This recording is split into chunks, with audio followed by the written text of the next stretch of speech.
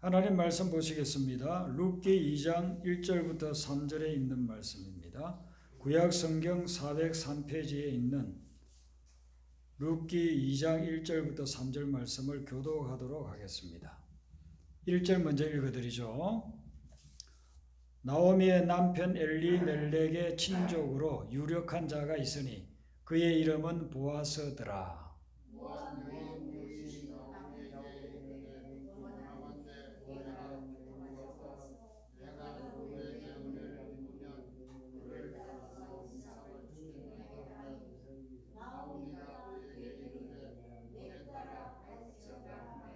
같이 읽습니다.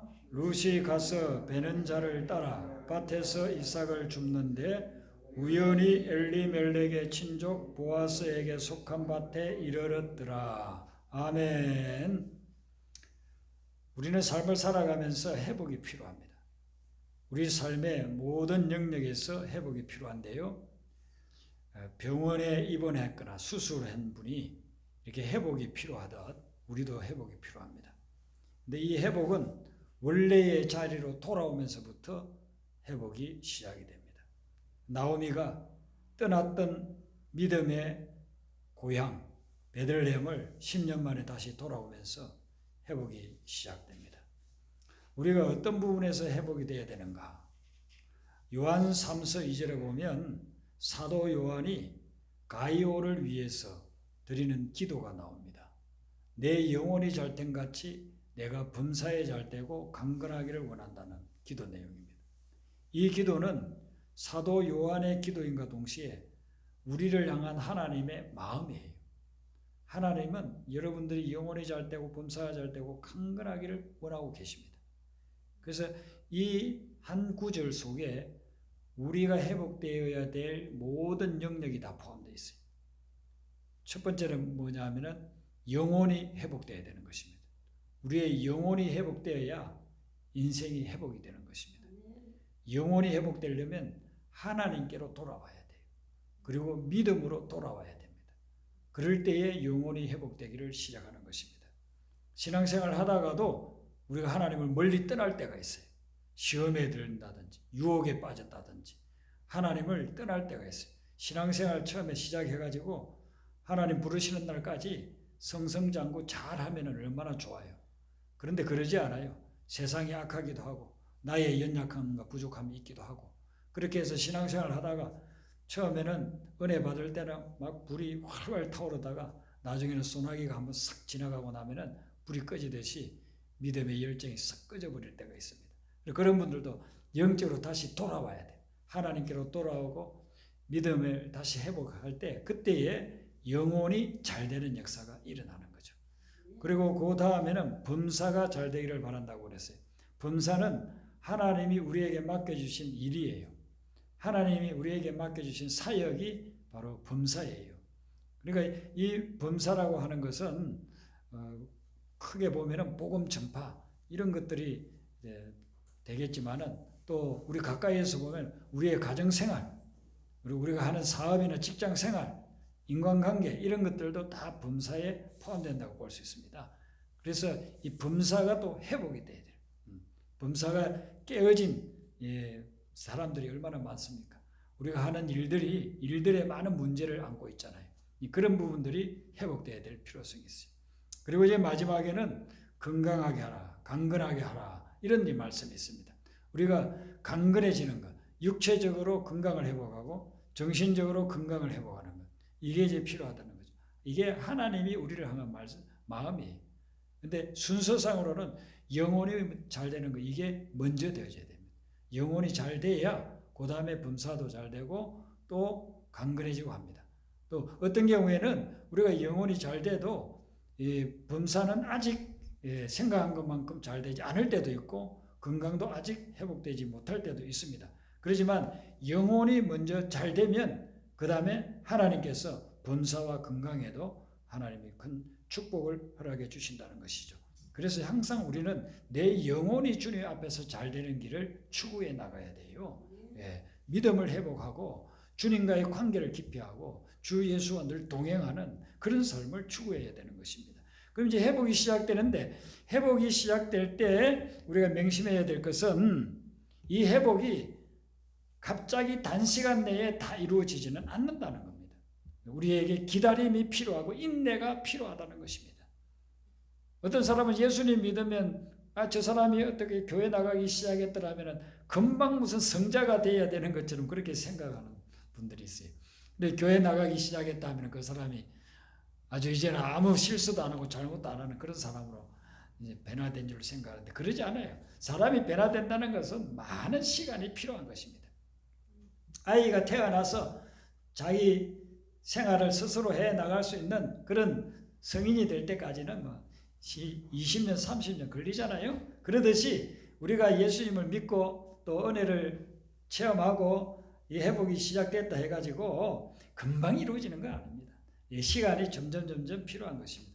어떤 분은 교회 나와서 이제 내가 예수 믿기 시작했으니까 성경에 약속해 준 대로 또 목회자가 설교하는 대로 말씀대로 이제는 내가 축복을 그냥 확 받아야 되겠는데, 그동안 풀리지 않던 문제들이 다 그냥 해결돼야 되겠는데, 그러지 않으면 낙담해가지고 그냥 신앙생활 자체를 포기하는 그런 사람들이 있습니다. 목회하면서 전도를 해가지고 이렇게 교회 나와서 신앙생활 하는 분들이 이렇게 전도를 받아서 신앙생활하고 또 성경 공부하고 제자훈련 받으면서 신앙이 꾸준히 성장하는 분들 있지만은 어떤 분은 교회 나온 지 얼마 안 돼가지고 나름대로 자기가 원하는 것도 이루어지지 않았다고 해서 실망해서 아이고 하나님은 내 기도를 들어주지도 않나 보다, 나는 하나님 안 믿겠다 하고서 떠나는 그런 사람도 있어요. 저희들이 저기 처음에 교회를 개척하면서 예배드린 게 인천 계양구에서 금도관을 빌려서 예배드렸잖아요. 그때 우리 주대진 지사님이 유봉희 권사님이 전도한 분이 한 분 참석했습니다. 한 번 예배드리고 나오지 않다가 상당히 오랜 기간이 한 1, 2년 지나고 난 후에 다시 왔습니다. 근데 그분이 오자마자 저에게 식사 대접을 한다고 그래요. 그래서 음식을 맛있는 걸 또 대접도 받고, 그런데 그때부터 막 이분이 은혜를 많이 받고 그리고 간증도 하고 우리가 그런 것을 이제 쭉 보면서 신앙 성장을 보고 세례도 베풀었습니다. 그렇게 신앙생활 잘 하다가 그리고 어느 날 갑자기 보이질 않고 교회를 나오지를 않아요. 그리고 그분이 나름대로 생각하는 게 어떤 기도 제목이 있었는 것 같아요.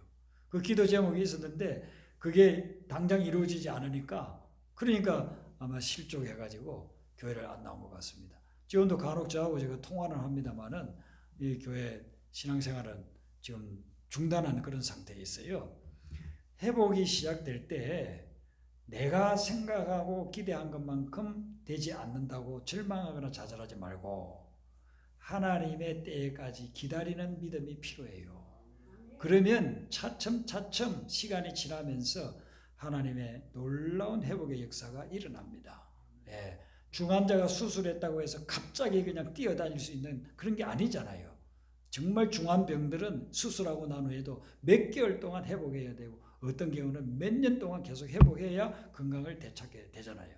우리가 그릇된 습관을 버리고 주님을 믿기로 작정하고 새로운 삶을 시작했더라도 당장 모든 것이 다 해결되고 다 모든 것들이 응답받는 것은 아니라는 것입니다. 그래서 하나님의 주시는 은혜는 이제 시간이 지남에 따라 계속해서 우리에게 임하게 될 겁니다. 오늘 이 룻이 이런 가정 속에서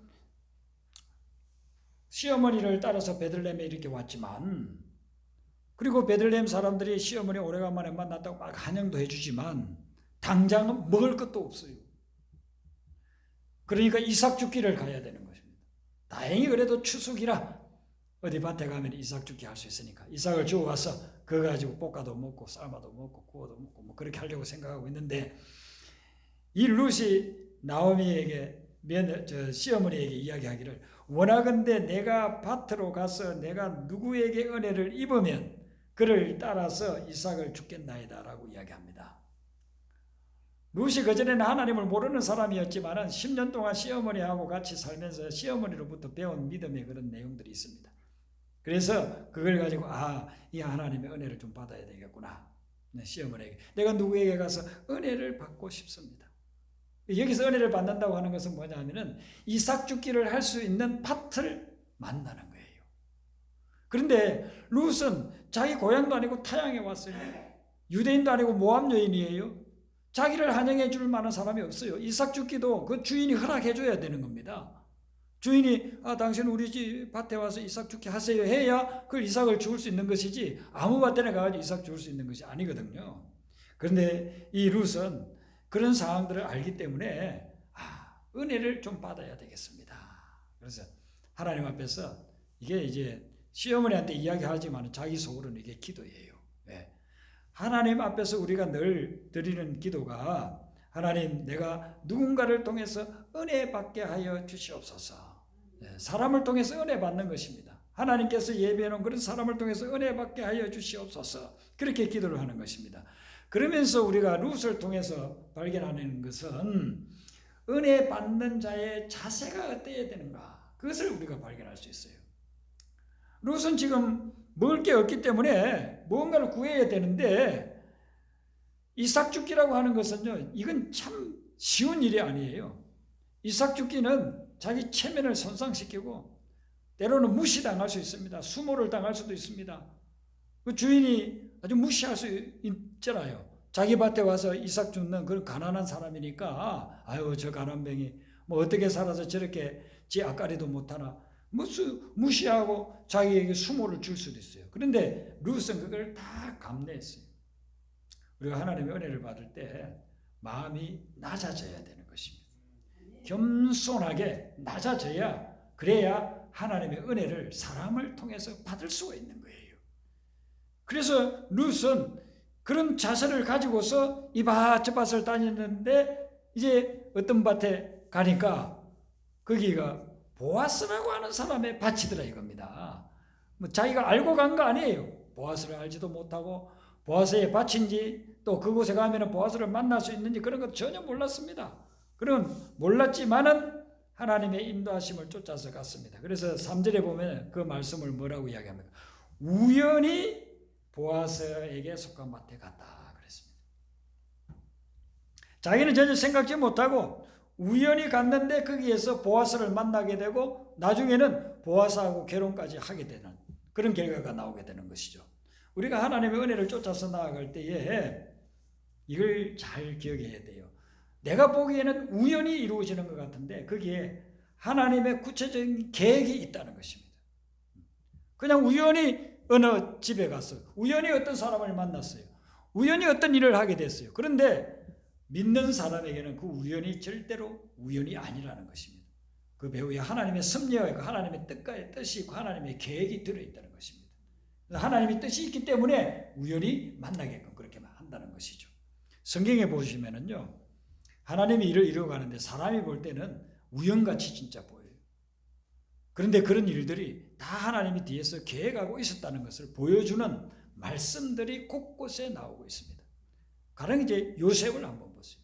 요셉을 보면은 요셉이 형들에게 팔려가지고 애굽에 노예로 팔려갔습니다.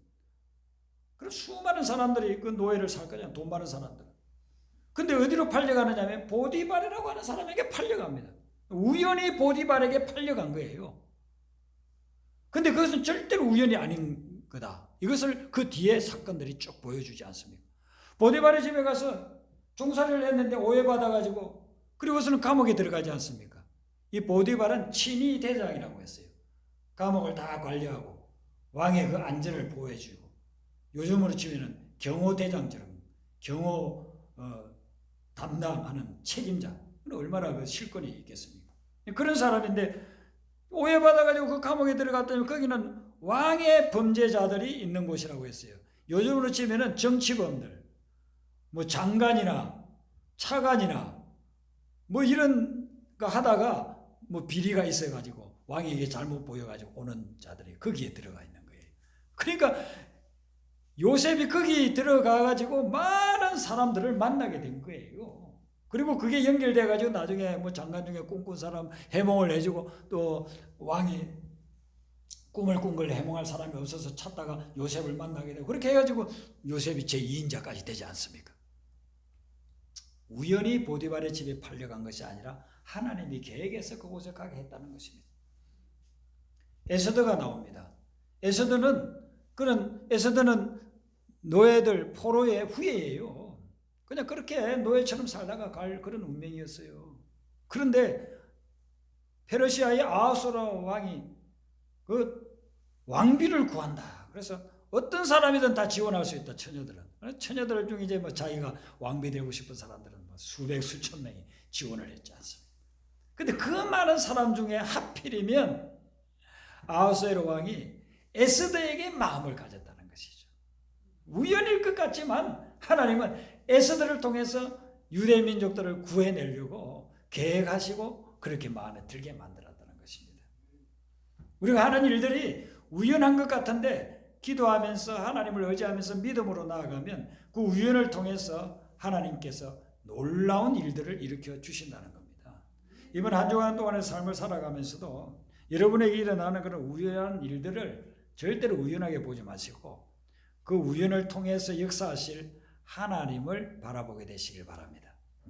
그럼 하나님께서 그 일들을 이루어 나가신다 하는 것입니다.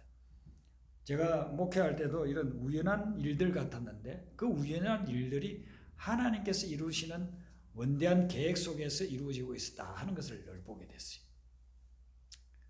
제가 12년 동안 서북교회를 개척하고 그리고서는 이제 교회가 안정되고 했을 때 미국에서 청빙이 들어와서 거기를 갔어요.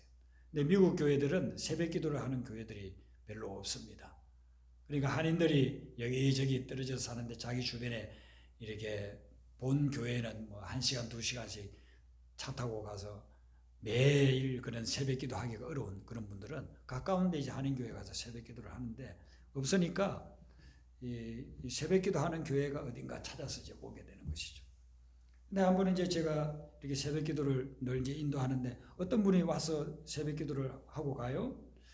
그래서 한번 왔다 가시나 보다 했는데 그때 이후로는 매일 새벽 기도에 참석하는 겁니다. 그래서 저분이 참 기도파시구나. 기도가 갈급해서 이렇게 오시는구나. 근데 뭐 저희 교회 등록하신 분은 아니니까. 그런데 한 몇 개월을 그렇게 하시다가 저희 그 교회에서 이제 제자 훈련을 한다고 광고를 냈더니만 이분이 저에게 연락이 왔어요. 목사님 저는 새벽기도 지금 나가고 있는데 제가 섬기는 교회는 어디 있습니다. 근데 제가 제자 훈련을 좀 받고 싶은데 제가 받아도 될까요? 그래요.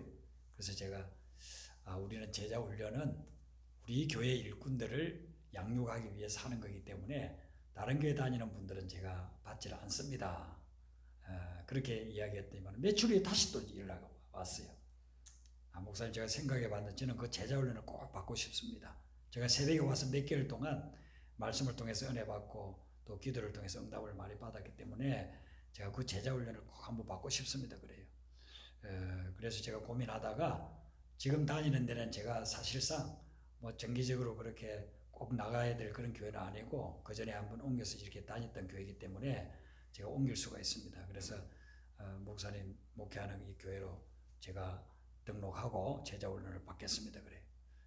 뭐 그렇게까지 하신다면 와서 제자훈련 받으세요. 그랬습니다. 제자훈련을 받는데 아주 열심히 가르치는 대로 기도 제가 그때는 기도 1시간씩 이상 하라고 했거든요. 교인들은 목회자는 부교육자들은 2시간, 담임 목회자는 3시간 그렇게 기도하라고. 그러면 1시간씩 기도하시고 또 전도에 대해서 가르쳤더니만은 주말 되면은 한인들이 모이는 그런 자주 오는 마켓에 가가지고 그 앞에서 막 전도를 열심히 하는 것입니다.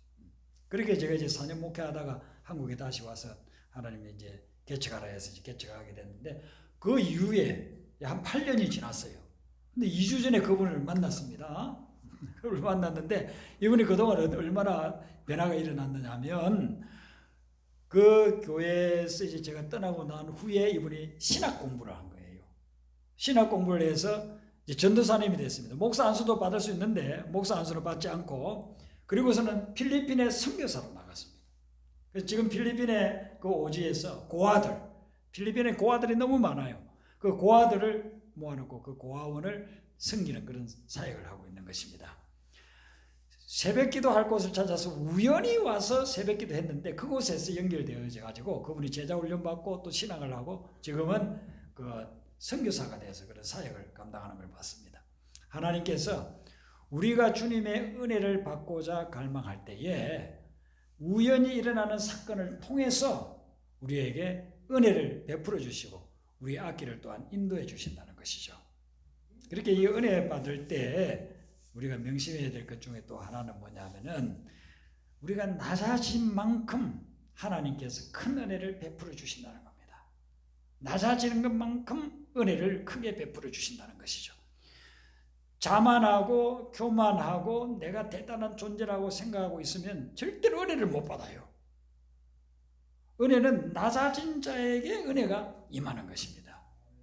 하나님은 누구에게나 다 은혜 베풀어 줍니다. 그런데 그 은혜를 받는 사람은 낮아져야만 은혜를 받을 수가 있어요. 어제 저녁에 몇 주 만에 아주 비가 엄청나게 여기 많이 왔습니다. 그런데 길에 지금 낙엽이 막 떨어져 있잖아요. 그래서 낙엽들이 뭉쳐가지고 그 비가 많이 올 때 제가 이렇게 밖에 나가 보니까 물이 시냇물처럼 흐려요. 이 물이 어떤 데는 고여가지고 밟으면 한 발목까지 올 정도로 그렇게 차더라니까. 그런데 오늘 아침에 교회 오면서 보니까 그 물이 다 빠지고 없어요. 왜냐하면 이 아스팔트 바닥이니까 물이 고여 있을 리가 없잖아요. 다 빠져버리잖아요. 우리 마음이 아스팔트 바닥처럼 그렇게 깊이 내려가지 못한 상태에 있을 때에는 하나님의 은혜가 임해도 순간적으로만 임해. 그냥 빠져나가면 다 또 잊어버리는 겁니다. 그런데 마음이 낮아져서 웅덩이를 깊이 파면 팔수록 비가 오면 그 물이 다 고이게 되는 거예요. 우리가 낮아지는 만큼 깊이 낮아지고 깊이 파일수록 그곳에 은혜의 담비가 고이기 시작한다는 것입니다. 그래서 하나님의 은혜를 받을 때는 항상 우리는 낮아진 그리고 겸손한 마음으로서 하나님의 은혜를 구해야 돼요. 그럴 때에 하나님의 은혜가 임해서 낮아진 그 곳에 계속해서 하나님의 은혜가 쌓이게 된다 하는 것입니다.